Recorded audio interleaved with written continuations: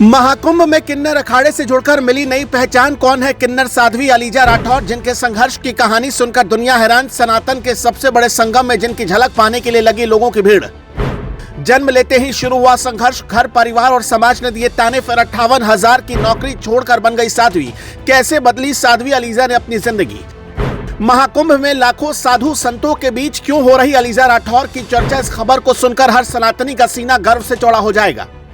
महाकुंभ में एक से बढ़कर एक साधु संतों को आप देख रहे हैं। इस महाकुंभ में तमाम अखाड़ों की पेशवाई हो रही है और इन अखाड़ों में साधु संतों के दर्शन के लिए लोगों की भीड़ उमड़ रही है। अब तक आपने तमाम नागा बाबाओं और एक से बढ़कर एक हठयोगी के किस्से सुने, लेकिन आज जेवर 24 जिस किन्नर साध्वी के बारे में हम आपको बताने जा रहे हैं, उसके बाद आपके होश उड़ने वाले हैं, क्योंकि इस महाकुंभ में ये किन्नर साध्वी चर्चा का विषय बनी हुई है और इसकी खूबसूरती ऐसी जिसके सामने बॉलीवुड की अभिनेत्री भी पानी कम साबित होती है।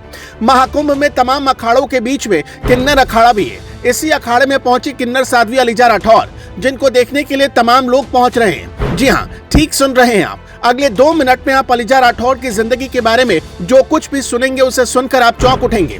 इतना ही नहीं, आप कहने को मजबूर हो जाएंगे, सनातन महान जय श्री राम। किन्नर अखाड़े से जुड़ी महात्मा अलीजा राठौर इस महाकुंभ में पहली ट्रांसजेंडर जर्नलिस्ट है। इसके साथ साथ वो डेडलॉक आर्टिस्ट अकेडमी की संस्थापिका है।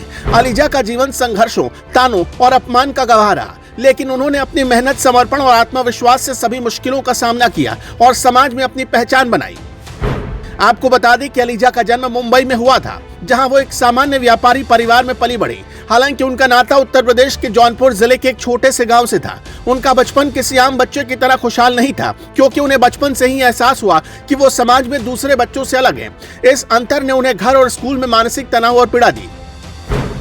कभी माँ की दुलारी तो कभी समाज के तानों का शिकार। अलीजा ने हमेशा खुद को इन तमाम तानों और अपमान से बचाने की कोशिश की, लेकिन कभी कभी उनका मन टूट जाता था। घर में भी उन्हें कभी प्रेम तो कभी तिरस्कार का सामना करना पड़ता था। उनकी मां, जो खुद कंप्यूटर सॉफ्टवेयर की जानकार और मास कम्युनिकेशन में डिग्री धारक थी, अलीजा के लिए एक बड़ा सहारा बनी। हालांकि जैसे जैसे अलीजा बड़ी होने लगी और ये अंतर उनके जीवन में और गहरा होने लगा। जब अलीजा 19 साल की थी, तब उन्होंने घर छोड़ने का निर्णय लिया, तो उनके पास खाने के लिए भी पैसे नहीं थे। वो किन्नरों की टोली में शामिल हो गई और बधाई मांगने लगी। हालांकि ये काम उनके लिए अपमानजनक था और ये स्थिति उन्हें बहुत तकलीफ देती थी।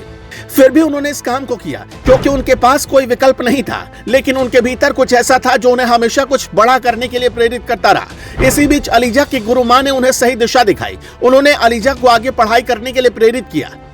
गुरु मां ने कहा, तुम्हारे अंदर वो शक्ति है जो तुम चाहो तो किसी भी मुकाम को हासिल कर सकती हो।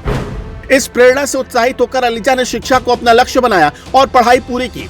इसके बाद उन्होंने मुंबई में एक मल्टीनेशनल कंपनी में कंप्यूटर सॉफ्टवेयर डेवलपर के रूप में काम करना शुरू किया, जहां उनकी सैलरी 58,000 रुपए प्रति माह थी। लेकिन समाज से मिलने वाले ताने और मानसिक तनाव उन्हें अंदर तक तोड़ देते थे। कई बार डिप्रेशन की स्थिति भी आई और कभी खुद को खत्म करने का ख्याल भी आया। एक दिन अलीजा की मुलाकात किन्नर समाज की राधिका से हुई, जिन्होंने उन्हें उज्जैन में बाबा महाकाल के दर्शन कराए और वहीं पर पत्रकारिता का कोर्स करने के लिए प्रेरित किया। उज्जैन में आकर अलीजा ने न केवल पत्रकारिता सीखी, बल्कि किन्नर समाज के लिए एक नई राह भी तैयार की। यहाँ से उन्होंने अपनी डेडलॉक आर्टिस्ट अकेडमी की स्थापना की, जहाँ वो न केवल कला की शिक्षा देती हैं, बल्कि समाज में किन्नरों के सम्मान की लड़ाई भी लड़ रही हैं। अलीजा राठौर अब किन्नर अखाड़े से जुड़ी हुई हैं और इस अखाड़े के महामंडलेश्वर लक्ष्मी नारायण त्रिपाठी को अपना गुरु मानती हैं। वो मानती है कि किन्नरों का जन्म भी माँ के गर्भ से ही हुआ है और हमें समाज में समान अधिकार मिलना चाहिए। उनका ये संदेश हर जगह फैल चुका है और वो समाज में किन्नरों के लिए सम्मान और समानता की लड़ाई लड़ रही हैं। महाकुंभ में पहुंचकर अलीजा राठौर ने सभी से अपील की कि हमें समाज में समान रूप से जीने का अधिकार मिलना चाहिए।